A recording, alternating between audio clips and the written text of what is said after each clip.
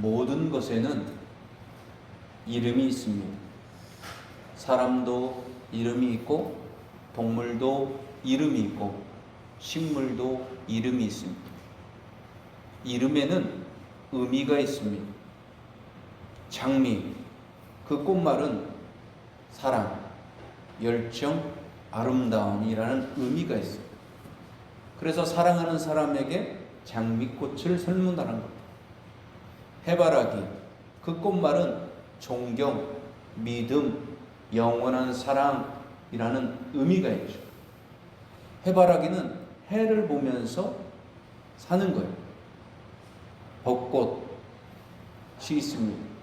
그 꽃말은 덧없음, 순결한 마음이라는 의미가 있죠. 벚꽃은 아름답습니다. 하지만 일주일이 지나면 거의 다 지고 사라집니다. 그래서 인생이 덧없다라는 것과 같다라는 거죠. 이름에는 거기에 담긴 의미가 있습니다. 무슨 의미가 있을까? 이름에는 정체성이 있습니다. 사람의 존재, 뿌리, 자아감의 핵심입니다. 이름을 부르면 그 사람을 기억하게 됩니다. 그리고 이름을 들으면 자신이 누구인지를 느끼게 됩니다.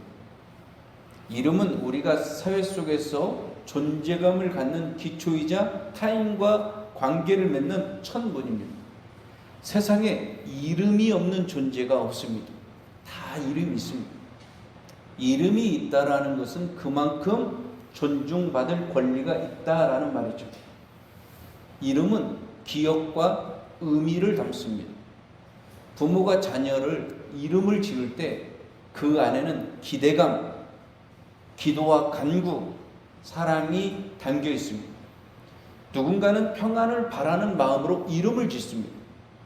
빛처럼 살라라는 마음으로 이름을 짓습니다. 조상의 정신을 연결하기 위해서 이름을 짓습니다. 이 이름에는 세대 간의 기억, 가족 간의 이야기, 한 사람의 내면적 역사가 담겨 있는 겁니다. 이름은 관계를 형성합니다. 우리는 누군가의 이름을 알 때 비로소 그 사람과 인격적인 관계가 됩니다. 이름을 기억하는 사람은 존중받는다고 느끼는 겁니다. 이름을 부를 때에 우리는 관심과 소속감을 가지게 되는 거죠. 그래서 심리학자들이 이렇게 말합니다. 사람이 듣고 싶어하는 것 중에 가장 아름다운 단어는 자기 이름이다 라고 말합니다. 직장에서, 교회에서, 학교에서 이름을 불러주는 것만으로 그 사람의 마음이 열리는 거죠. 이름은 책임감 그리고 명예가 부여합니다. 그래서 이런 말을 합니다. 이름값을 하라고 말하죠. 이름은 단지 명찰이 아닙니다. 이름에는 걸맞는 삶을 요청하는 겁니다. 좋은 이름이 명예가 되고 더럽혀진 이름은 그에 따른 책임이 있습니다. 그래서 기업이나 브랜드, 지도자나 공인들은 이름을 중요하게 여깁니다. 이름이 신뢰입니다. 그 이름이 잘못되면 한순간에 이미지가 추락하고 망하는 겁니다. 그래서 자기 이름 지키려고 노력하는 거예요. 이름이 중요한 거죠. 이름은 기억될 삶을 결정하는 겁니다. 사람은 결국 이름이 남습니다. 무덤에 새겨진 이름, 역사에 기록된 이름, 누군가의 이 기도 속에 올라가는 그 이름으로 남는 겁니다. 우리는 어떤 이름으로 기억될 것인가? 그 질문 앞에 서는 것입니다. 우리는 최소한 하나님 앞에서, 다른 사람들 앞에서, 자기 자신 앞에서 부끄럽지 않는 이름으로 남아 있어야 됩니다. 성경을 보면 많은 이름이 나오죠. 그런데 그 중에 가장 귀한 이름은 하나님입니다. 그런데 우리는 하나님이란 이름을 그렇게 많이 부르는데 정작 하나님의 이름이 의미가 무엇인지를 모르고 부를 때가 많습니다. 오늘 말씀을 통해서 하나님의 이름의 의미가 무엇인지 살펴보고자 합니다. 오늘 말씀은 하나님이 특별하게 기뻐하실 겁니다. 왜냐하면 하나님 자신의 이름이 높임받고 찬양받기 때문이죠. 우리도 그렇죠.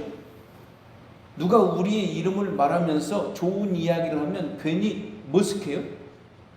그런데 한편으로는 내 이름이 인정받고 있는 것에 대해서 기뻐하는 겁니다.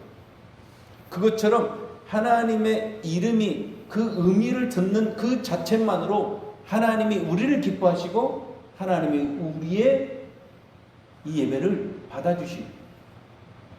하나님은 삼위일체 하나님이십니다. 성부 하나님, 성자 예수님, 성령 하나님이십니다.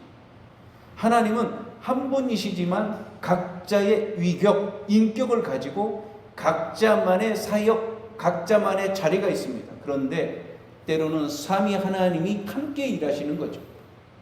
그 하나님을 기억하라고 하기 위해서 이렇게 매년 한 번씩 삼위일체 주일로 보내고 있습니다. 성부 하나님의 이름 여러 개가 있는데 크게 우리가 아는 이름은 세 가지죠. 여호와 하나님, 엘로힘 하나님, 아도나이 하나님이라는 말이죠. 출애굽기 3장을 보면 출애굽기 3장 14절 같이 봅니다. 하나님이 모세에게 이르시되 나는 스스로 있는 자이니라. 아멘. 하나님은 스스로 있는 자 여호와 하나님이다 라고 말씀하고 있는 거예요. 하나님은 스스로 계신 자존하신 하나님입니다. 시간과 공간 어떤 피조물에도 의존하지 않는 영원한 존재이십니다. 하나님은 언제나 어디서나 존재하는 거죠. 그러기에 온 우주 만물은 하나님의 눈을 피할 수 없다라는 거예요. 그러나 세상은 어떻습니까? 끊임없이 바뀌는 거예요. 우리는 자신의 힘으로 세상을 살아갈 수 있다라고 생각해요. 하나님 없이도 살 수 있다라고 교만하면서 살아가는 겁니다. 그런데 하나님은 우리에게 이렇게 말씀하는 거예요. 하나님이 없이는 너희는 살 수 없다. 성경은 분명하게 이렇게 이야기하고 있는 거예요. 왜냐하면 그것이 창조의 목적이었기 때문이라는 거예요. 그래서 그것을 아는 사람들은 철저히 하나님을 의존하는 거예요. 그래서 다윗은 이렇게 말합니다. 시편 18편 1절 나의 힘이신 여호와여 내가 주를 사랑하나이다. 우리는 스스로 살 수가 없어요. 하나님을 의존해야만이 살 수 있는 존재예요. 그것을 아는 사람은 이렇게 고백하는 거예요. 하나님은 나의 힘이십니다. 내가 주님을 사랑합니다. 주님 지금 내 뜻대로 안 되고 내 마음대로 안 돼도 괜찮습니다. 주님의 뜻대로 되는 걸 나는 믿습니다. 그런 주님 사랑합니다. 찬양한다는 거예요. 하나님은 엘로힘 하나님이시라는 거예요. 창세기 1장 1절 다 같이 봅니다. 태초에 하나님이 천지를 창조하시니라. 아멘. 하나님은 창조주 하나님, 엘로힘 하나님은 존귀와 위엄, 삼위일체 하나님의 충만을 나타내고 있습니다. 하나님은 무에서 유를 창조하시는 분, 혼돈 속에서 질서를 만드시는 분, 어둠 속에서 빛을 창조하시는 분, 공허 속에서 의미를 만들어내시는 분이시다라는 거예요. 엘로히 하나님은 단지 과거의 창조주가 아닙니다. 지금도 우리의 삶에 오셔서 우리를 창조적으로 이끌어 주시는 분이라는 거예요. 우리의 삶에 혼돈과 눈물, 어둠과 공허 속에서 하나님이 우리 가운데 임하셔서 새로운 생명으로 새로운 질서로 창조하신다라는 거예요. 그것을 아는 사람들은 지금 현재 자신의 삶에 근간이 흔들린다 할지라도 엘로힘 하나님이 지금 내 삶에 오셔서 가장 좋은 방법으로 가장 새로운 방법으로 나를 지금 창조하시고 빚고 계시는구나 라고 믿고 있다라는 거예요. 그래서 그런 사람들은 현실적으로 내 삶이 아무리 불편하고 아무리 고난이 있다 할지라도 하나님을 원망하지 않아요. 하나님 불평하지 않아요. 끝까지 하나님 바라보고 끝까지 참고 견디고 버티고 인내하면서 살아가는 거예요. 우리가 안 되면 사람들은 원망하고 사람들은 불평해요. 하나님 어떻게 이렇게 하십니까? 라고 따지면서 하나님 앞에 고함을 칠 때도 있습니다. 성경에 그렇게 고함치면서 하나님 앞에 따졌던 많은 인물들이 있어요.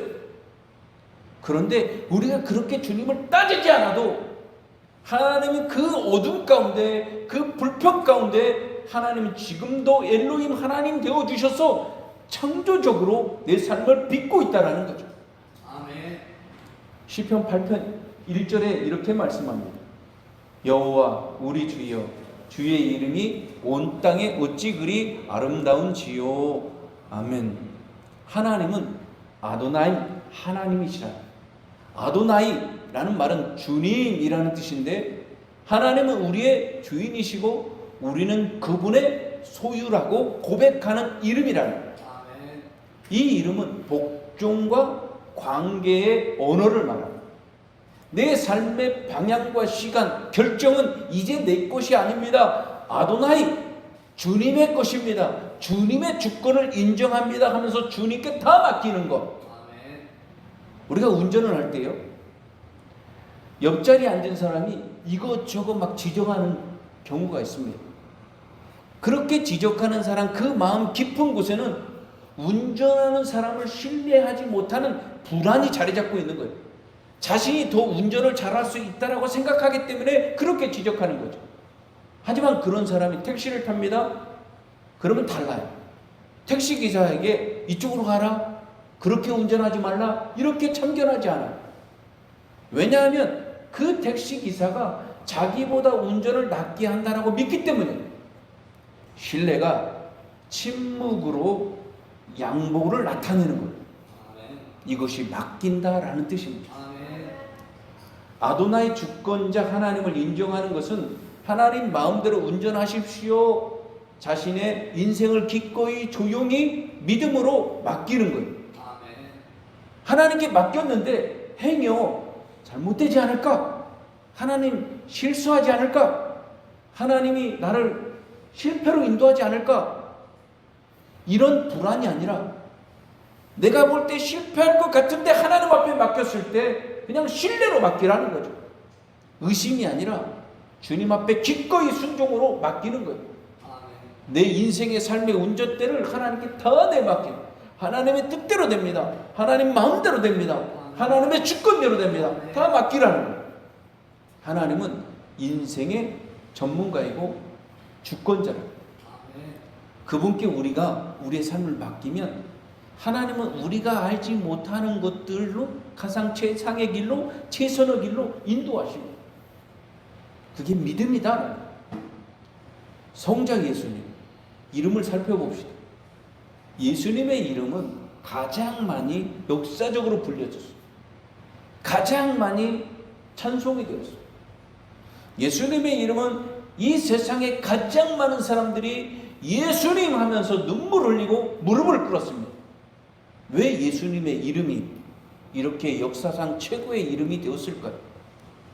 그 이유는 예수님이 우리를 구원할 자이기 때문이라는 거예요.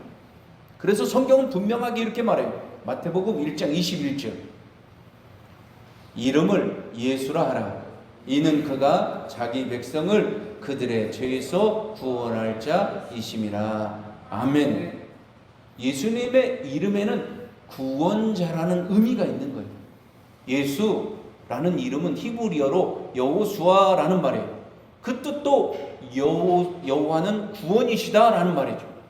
이 예수라는 이름 안에 하나님의 구원이 담겨 있는 거예요.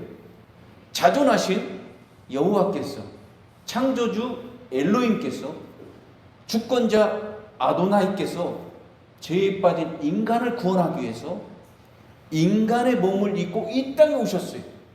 그분이 바로 예수님이라는 거예요. 예수님 이름만이 하나님이 인간을 구원할 이름이다 명명하고 있는 거예요. 그래서 성경은 이렇게 말해요. 사도행전 4장 12절. 저나 사람 중에 구원을 받을 만한 다른 이름을 우리에게 주신 일이 없음이라. 아멘. 예수님 외에는 구원자가 다른 이름이 이 땅에 없다라고 분명히 말하는 거예요. 예수님은 단순한 교사나 선지자가 아니에요. 온 인류를 구원하신 유일한 메시아라요. 오늘날 많은 사람들은 예수님을 훌륭한 선지자, 도덕적인 스승, 위대한 혁명가로만 기억하려고 합니다. 그런데 성경은 그렇게 말하지 않아요. 천하 사람 중에 구원받을 만한 이름은 다른 일이 없다. 예수만 있다. 라고 말하고 있는 거예요. 예수님이 우리의 유일한 구원자라는 거예요. 물론 예수님이 이 땅에 오셔서 진리를 가르치셨어요. 병자도 고치셨어요. 눈먼 자를 보게 하셨어요.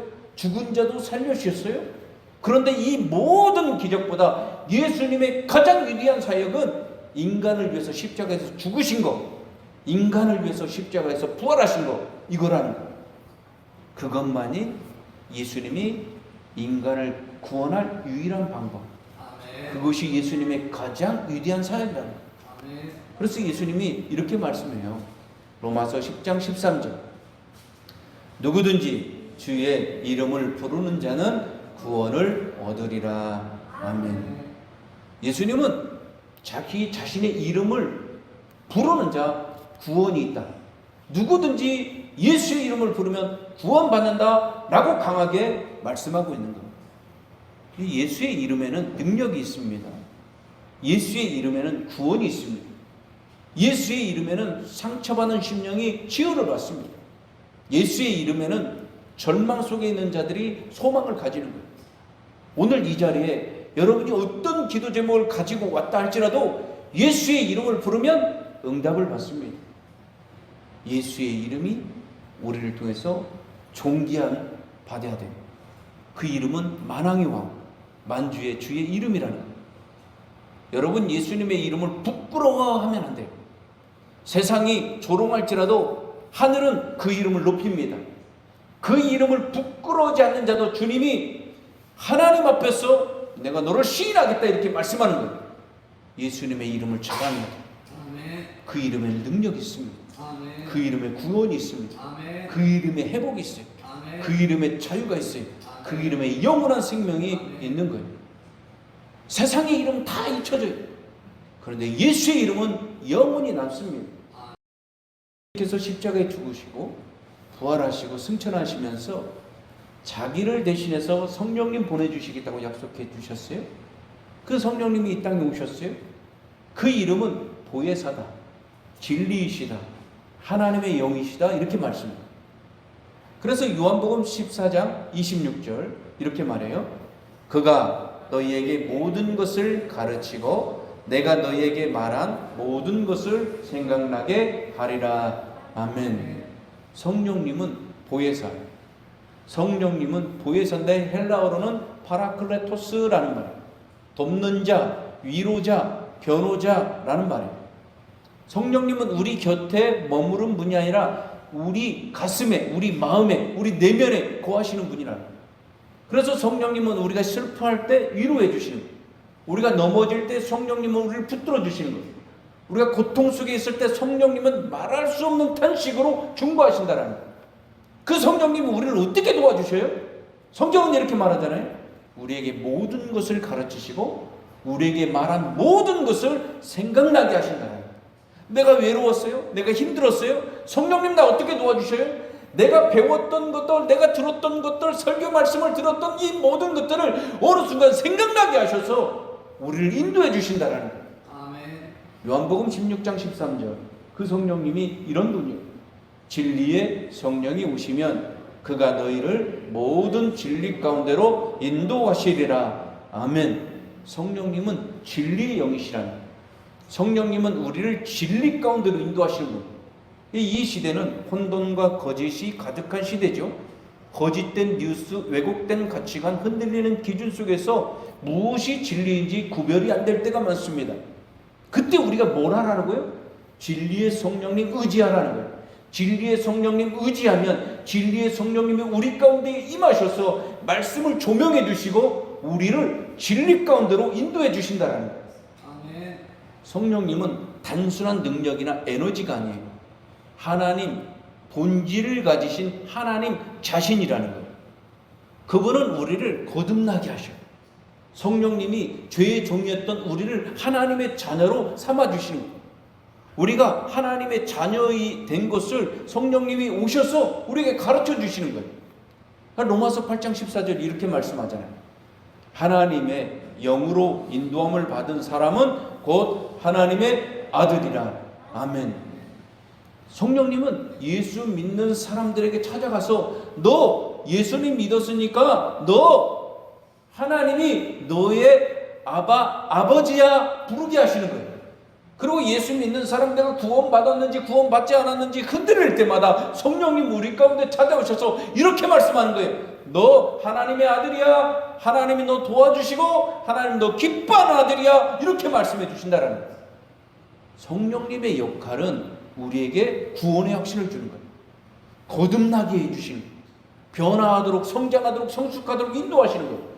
성령님의 역할은 우리가 예수님을 닮아갈 수 있는 성화의 길로 우리를 인도해 주신다는 거예요. 성령님이 중요하다는 거예요. 성령님의 임재를 갈망해요. 그래서 우리가 성령님 내 안에 임하십시오. 성령님 나를 다스리십시오. 성령님 말씀을 비춰주십시오. 성령님 진리를 깨닫게 해주십시오. 성령님 하나님의 자녀답게 살게 해주십시오 라고 기도하면서 살아야 돼요. 하나님의 이름, 예수님의 이름, 성령님의 이름은 단순히 그냥 호칭이 아니에요. 그 이름은 곧 그분의 임재이고 그분의 능력이고 그분의 사랑입니다. 아멘. 삶의 위기가 오면 여호와 이레 준비하신 하나님을 부르짖어야 돼요. 고통의 밤이 오면 여호와 라파 치유하신 하나님의 이름을 불러야 돼요. 능력이 필요할 때가 되면 엘사다이 전능의 하나님 불러야 되는 거예요. 그리고 예수 그리스도의 이름으로 기도하라는 거예요. 예수님의 이름은 죄인을 구원하고 죽은 자를 살리고 상처는 심령에 생명을 불어넣고 기도의 응답을 주님이 내려주시는 거예요. 그리고 성령님의 도우심을 구해야 돼요. 그 성령님은 우리의 보혜사가 돼요. 진리의 영이 돼요. 우리를 구원으로 이끌어 주시는 거예요. 삼위일체 하나님의 이름, 성부 하나님, 성자 예수님, 성령 하나님의 이름 안에는 그분의 본질이 있어요. 그분의 성품이 있어요. 그분의 계획이 있어요. 그분의 사역이 있어요. 그분이 우리를 향한 신실한 사랑이 지금 드러나고 있는 거예요. 우리는 그 이름을 경외해야 돼요. 그 이름을 신뢰해야 돼요. 그 이름을 우리가 삶으로 증거해야 돼요. 하나님의 이름이 우리 안에서 거룩히 여김을 받아야 돼요. 우리의 가정에서, 우리의 교회에서, 우리의 세대 가운데 하나님의 이름이, 그 이름이 영화롭게 돼야 돼요. 여러분, 우리가 그 이름을 알고 있는 거예요. 우리는 그 이름 때문에 사는 거예요. 그리고 우리는 그 이름 때문에 죽어야 돼요. 그리고 그 이름 때문에 우리는 다시금 일어서야 돼요. 그 이름 때문에 살겠습니다. 주 이름이 큰 능력입니다. 나 그 이름을 믿습니다. 이 시간 오늘 말씀을 생각하면서 주 이름 큰 능력, 나도 그 이름을 가장 사랑하며 그 이름을 자랑하며 그 이름이 내 인격을, 내 삶을, 내 주장하며 그렇게 살겠습니다. 그렇게 이걸 찬양하면서 결단합니다.